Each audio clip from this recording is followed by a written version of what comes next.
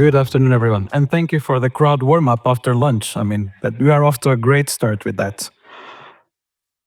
So, hi, my name is Bruno, as mentioned. I'm the Vice President of IT Operations at Fortum. I'm responsible for areas such as platform engineering, cybersecurity, service management, and end user services, among a few other things. So, the baseline of the structure of IT. I'm talking about different topics today, including platform engineering. But let me start actually to addressing Fortum. I think we're in Finland. I think pretty much all of you are, or the majority of you are familiar with Fortum. Fortum is one of the largest clean energy producers of Europe. We have different headquarters in Finland. We have different assets, especially across the Nordics: hydro, nuclear, solar, wind, heating and cooling. So quite a lot of the things to, in a way, in today's world to actually drive the change. Now, when you think about this and translating to IT, what does it mean for us to look at this strategy and how the company is going forward? We enable, or we establish actually, three different priorities in the past year. Customer centricity, looking not just from the external customer point of view, but also internal customer centricity, looking at topics such as the developer experience, the service management experience, the employee digital experience. Then the cost efficiency as a cornerstone to drive the change, and then the security and reliability as non-negotiables. And this is important to set also the stage for the context for you to understand where I'm coming from, and perhaps why we are going through this change and transformation. Now, I will start with something that's, even though you know Fortum, very likely you actually don't know this, that Fortum does a lot of software development. Software development that you might see with the brand of Fortum, or any other brand that we might have in the context of having our own innovation and venturing with our own startup ecosystem. So some of the brands that you might see is, of course, Fortum Charge and Drive, Oma Fortum, but also Hive and Spring are also products and services that we develop. Now, we started a journey of course, 5 years ago to build in-house software engineering capabilities, and I think we are quite well advanced now at that point. But I will tell you one story that was a defining story for me and my journey at Fortum, and actually it starts with a colleague called Mika. If you know Fortum and Mika, there's many Mikas, I will not tell the last name for purposes, but I think maybe you will give you a little bit of insights, if you know him, of what comes behind this. And the idea was actually, Mika had an idea, or he had a dream. In Finland, it was, Bruno, I have a challenge. But Mika had a dream, and his dream was that he wanted to empower anyone at Fortum to experiment with innovation, digital ideas in 6 weeks. So that's his premise. That was his flag. And it's a very powerful flag. Maybe quick hands up, like, who works in an enterprise? It's after lunch, so you can also use this as an opportunity to stretch. Okay, startups. Oh, no startups. Oh, startups. All right. And okay. So a lot of, I guess, small, medium-sized companies, for the others who wants to stretch as well. Yes, good.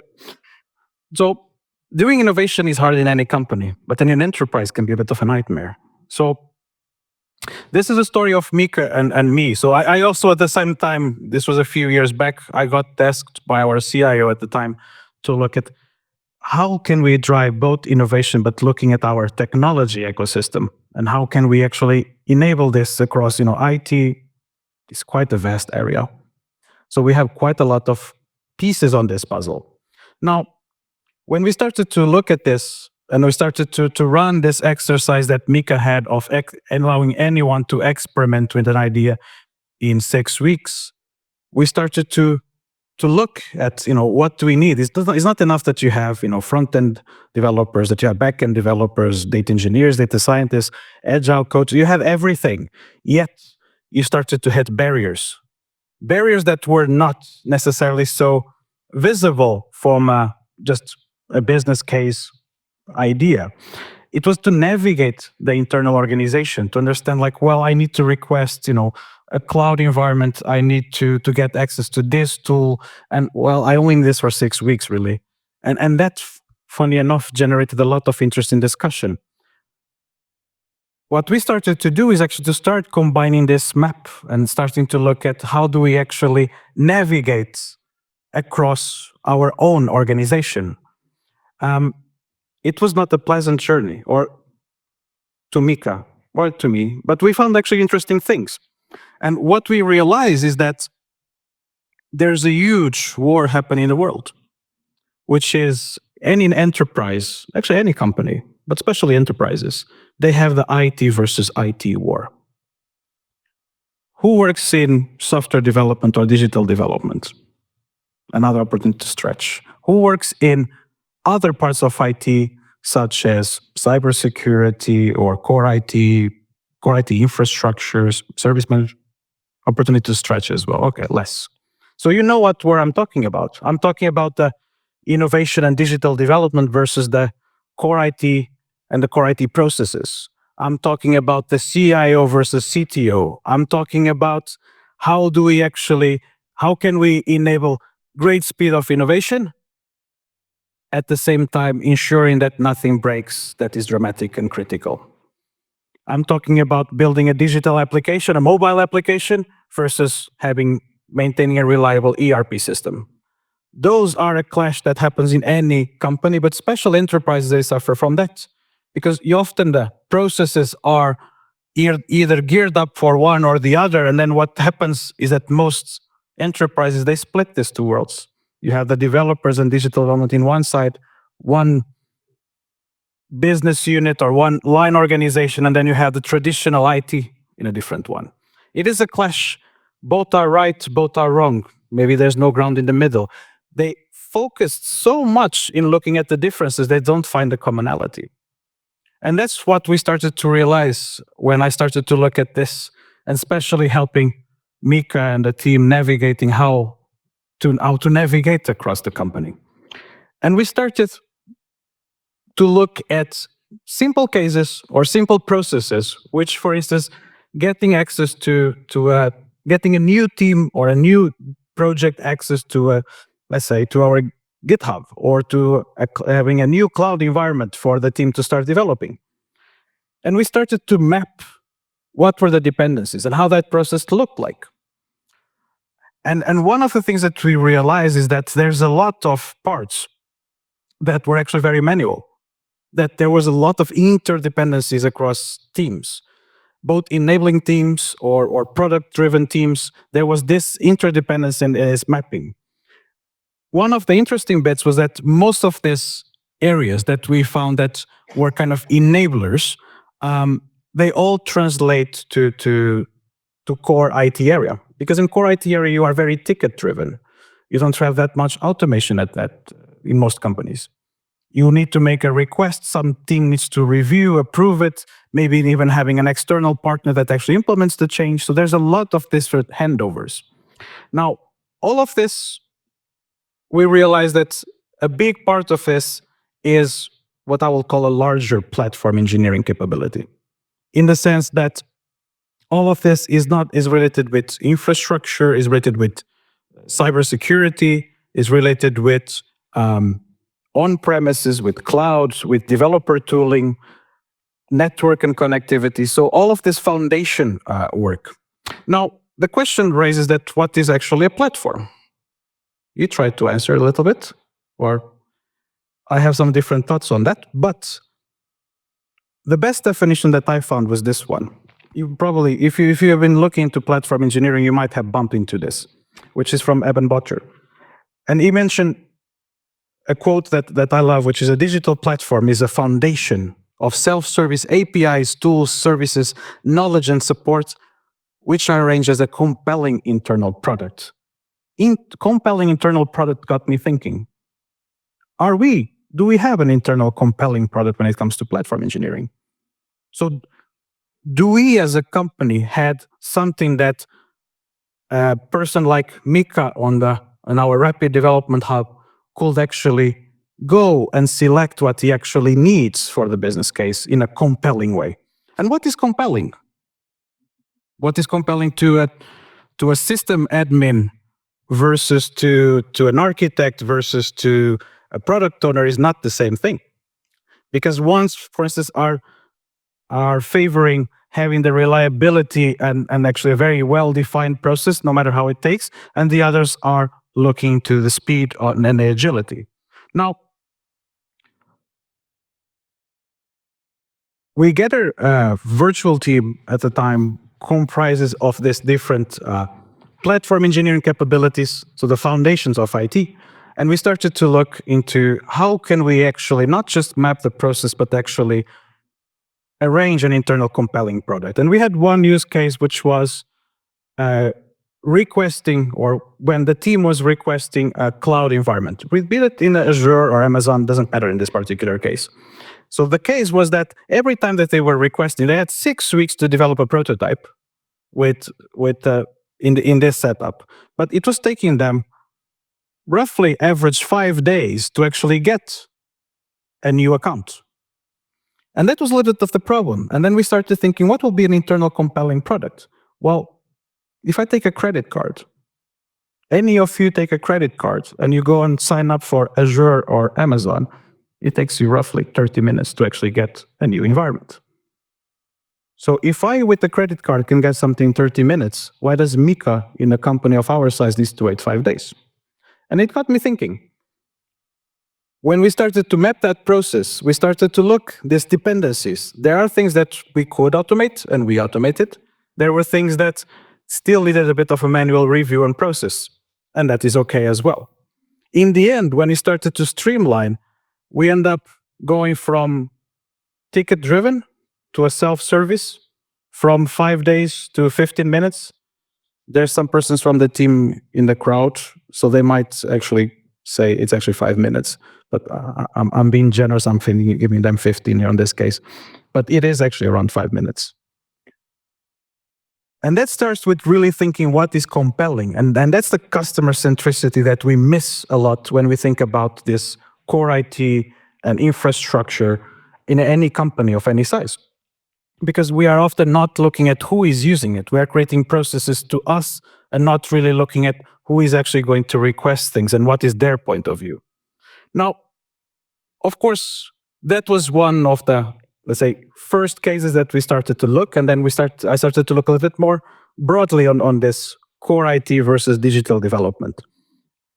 Understanding that there's different personas requesting those services with different expectations, different needs, but also that the processes were tailored in our company a lot towards service managers that are looking at this core IT applications that, in their case, completely okay to wait 5 minutes for an environment. They don't have the rush, so to say, meaning that there's other things that they can cascade. But, well, digital development was a little bit of the problem in that sense that they need more of the speed and the agility, even though we have hundreds of developers in the house.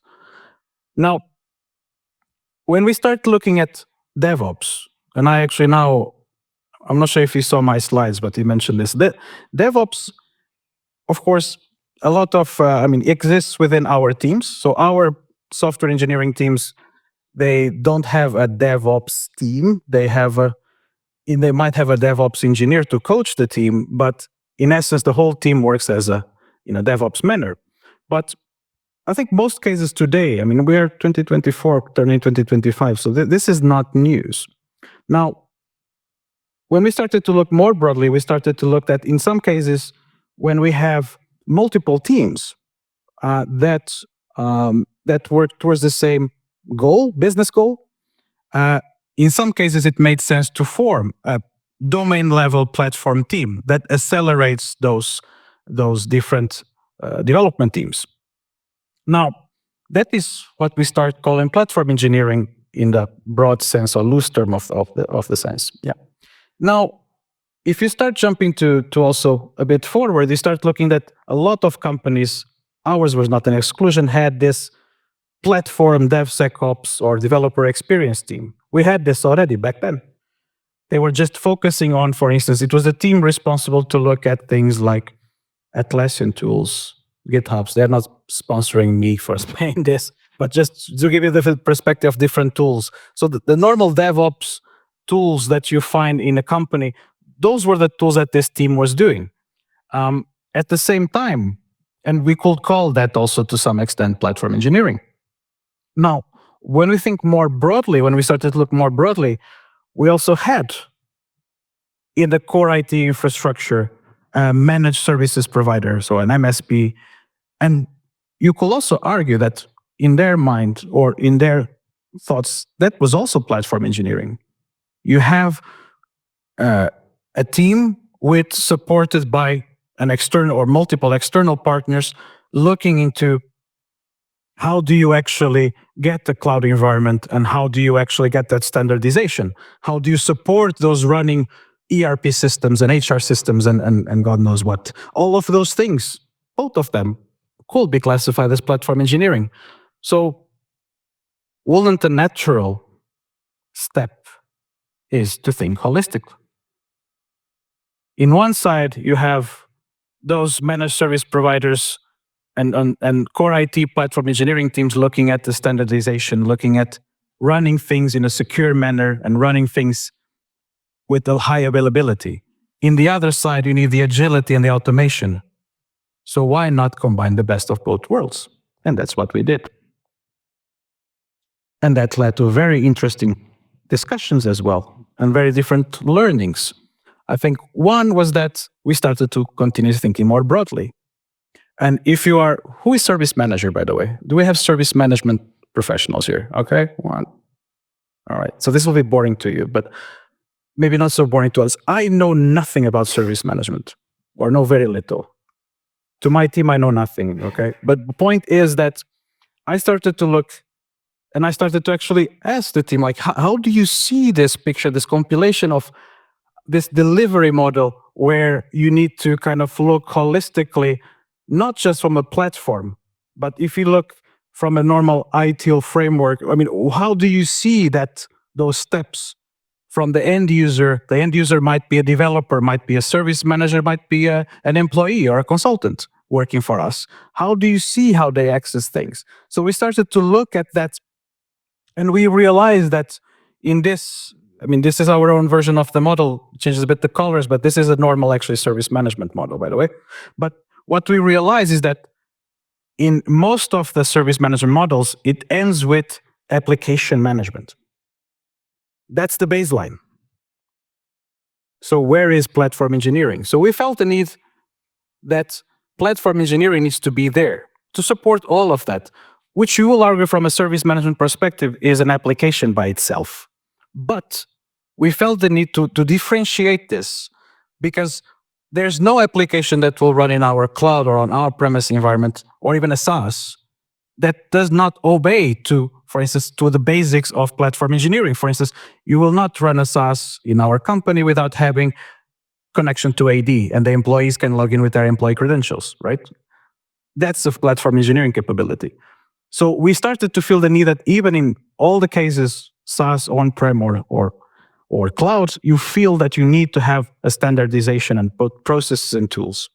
Now, what we end up, and this is a journey that we are still going. I mean, proving, I will say, really good learnings and opportunities, but also has been one of the key things, or three of the key actually things that we have been discovering together. And I say together because it's a compilation of functions, actually. It's both cybersecurity, is infrastructure, is network, is service management, is digital experience and end user services. So there's so many different IT domains coming to this. And that's actually what one of the first realizations that we had is that you cannot do platform engineering without looking at the personas. Who are you? Who are your customers? How do you make that internal compelling product? And when you identify those personas, we identified three, as mentioned: developers, service managers, and employees. When you define those personas, you need to look at how you are operating as IT and how you make it user-centric. How do you make it interesting for them? How do you make it compelling for them? because they will be the ones use it or not. And the alternative might be that they just take a credit card and do something. Hopefully not. So we need to make compelling for them, right? Then the other part was this service delivery model. That is a bit of a journey, but looking at what are you actually offering? What is your service offering when you look at platform engineering? So making that catalog, making that, let's say, making that visible and in an elevator type of pitch. If someone asks, what's your platform engineering doing? You should be able to tell them in 5 minutes or less. So understanding what they have to provide in the company. And then once you define that, what are actually the delivery methods that they choose? Will we deliver this internally, externally? Is a hybrid co-development? So understanding all of those nuances and how that actually interacts with the different layers above is incredibly important. And then the third point was the focus in understanding, having a good workflow, understanding the process. Often engineers jump to tools, they jump to developing without looking at the picture ahead. Where does this fit? Why am I doing this? So focusing on the process that is impacting is incredibly important. And once you identify the process and start mapping those dependencies, then you have the opportunities to automate. Automating shouldn't be an end goal by itself. Automating should be a means to an end. A lot of things don't need to be automated. Some things should.